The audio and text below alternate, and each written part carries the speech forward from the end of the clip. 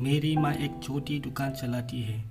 उससे जो भी कमाई होती है उससे हमारा गुजारा चलता है। मेरी माँ की एक आँख नहीं होने की वजह से मैं उनसे नफ़रत करता हूँ, क्योंकि जब भी वो मेरे स्कूल में आती है मेरे दोस्त मुझे तेरी माँ की एक आँख है कहकर चिढ़ाने लगते हैं। मेरी यही इच्छा थी कि मेरी माँ मेरी पर्सनल दुनिया से दूर रहे।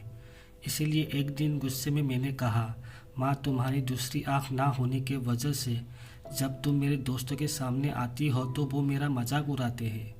तुम मर क्यों नहीं जाती? उस समय मुझे थोड़ा बुरा महसूस होने लगा था, लेकिन दूसरी ओर मैं खुश भी था, क्योंकि हर समय में जो मैं कहना चाहता था वो मैंने आज कह दिया था।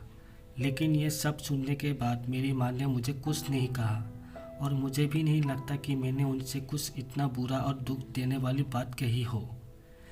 मैं इस गरीबी से और मेरी माँ से दूर कहीं जाना चाहता था। तभी से मैंने बहुत पढ़ाई की।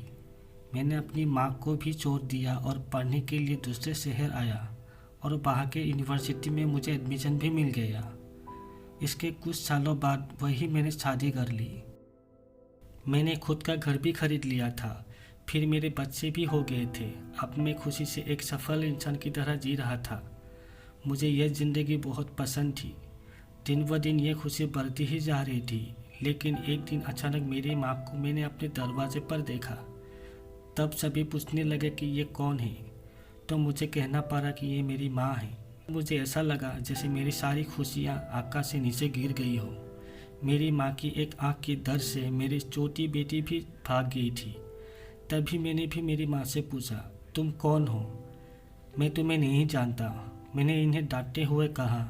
तुम्हारी हिम्मत कैसी हुई मेरे घर आने की और मेरी बेटी को डराने की? चली जाओ यहाँ से।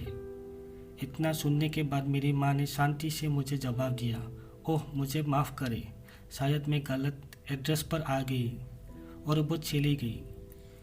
मैंने भगवान का शुक्रिया अदा किया कि उन्होंने मुझे नहीं पहचाना।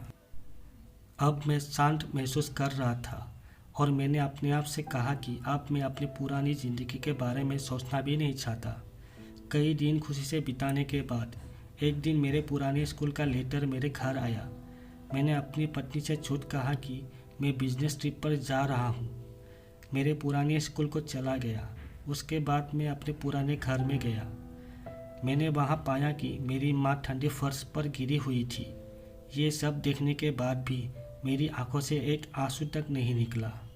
उनके हाथों में कागज़ का एक टुकड़ा था, शायद वो मेरे लिए कोई पत्र ही था।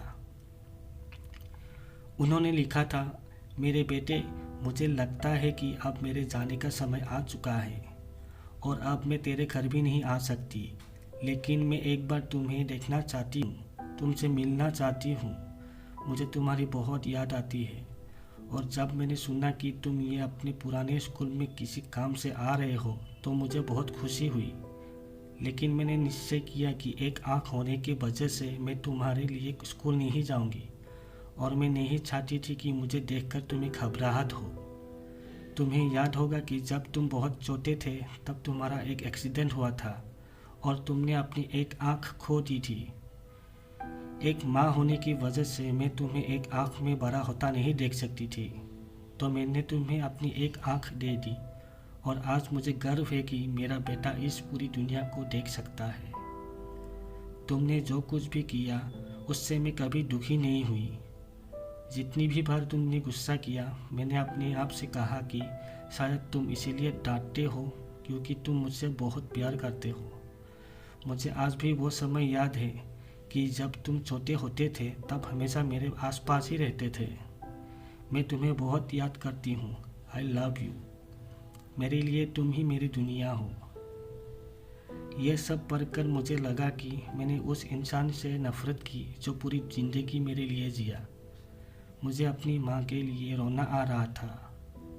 अब मुझे अपनी सबसे बड़ी गलती का एहसास हो चुका था।